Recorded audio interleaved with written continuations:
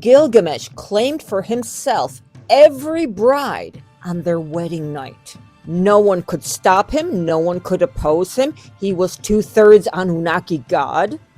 He was huge, over 10 feet tall, mighty.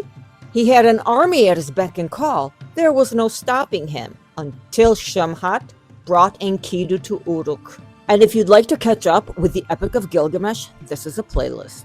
Imagine being in the city of Uruk. We're at this wedding, and it's time for Gilgamesh to come and claim his right. But this time it's not going to be so easy, because Enkidu steps right in front of the door that he's going into to get this poor bride that was laid out on what they call a goddess bed, almost like the sacrificial lamb for Gilgamesh. The second Enkidu puts his foot right in front of the door to not allow Gilgamesh to go in, Gilgamesh grabs him right away. The two started wrestling right in the town square of Uruk, and the place was shaking. Columns were coming down, houses were being broken. It was a fight between titans. And guess what? The people of Uruk wanted Enkidu to win. They wanted him to give Gilgamesh a life lesson.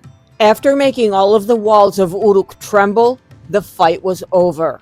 Unfortunately, Gilgamesh had the best of Enkidu. He pinned him down with his knee. The fight broke off and everyone calmed down.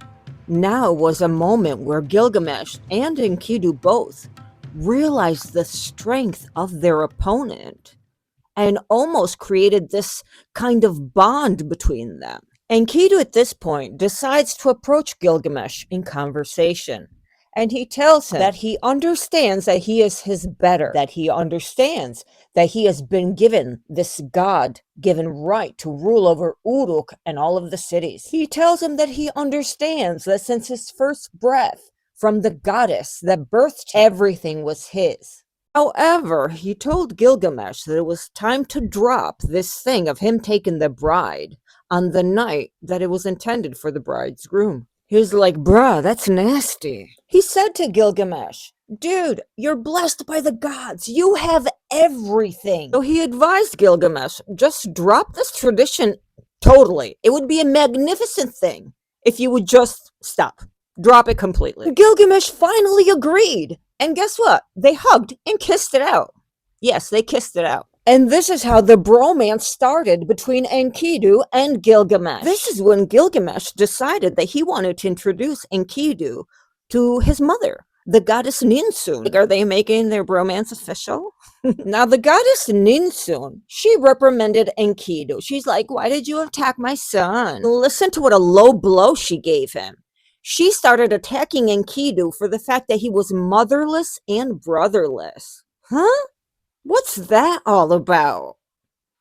Telling you, some of these Anunnakis are nasty. This actually struck Enkidu very hard emotionally, to the point that he dropped to his knees weeping. Gilgamesh reaches over to him with his hand to lift him up, and he's like, Enkidu, why are you crying? Then Enkidu tells him what his mother, the goddess Ninsun, told him.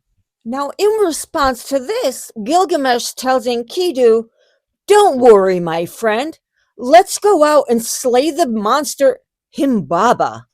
Sure, let's go to the cedar forest and just slay a monster because my mom is evil and told you that you don't have a mother or family.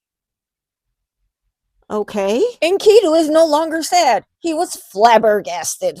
At this point, Enkidu tries to talk Gilgamesh out of it. He's like, dude, when I was a wild beast back in the cedar forest, you didn't want to mess with Humbaba. Enkidu had seen Humbaba several times. He was literally a monster created by Enlil to protect the cedar forest from humans because they were chopping down all the trees.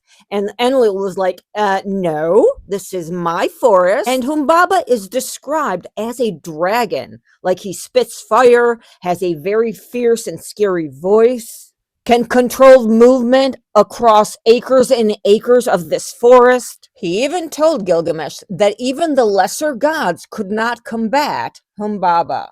Gilgamesh took Enkidu's warnings as an act of fear. He tells Enkidu that fear does not benefit him and to remember that he was the wild man of the outlands and that he feared no beast and not even Gilgamesh. The fact that he dueled Gilgamesh meant that he was a mighty man. Enkidu himself thought of him as the strongest man alive before he had the confrontation from Gilgamesh and was defeated. Gilgamesh and Enkidu go down to the forge, where weapons were crafted especially for them. Massive hatchets, daggers, weapons, all made out of pure gold. Next, Gilgamesh locked up the city. All 7 gates of Uruk were blocked and closed. And Gilgamesh summoned an assembly of both old and young men. Everyone told him there was no earthly chance of beating this beast, but Gilgamesh did not listen. So what do you think? Do you think Gilgamesh and Enkidu are going to be able to combat and defeat Humbaba? I'll tell you more in the next episode.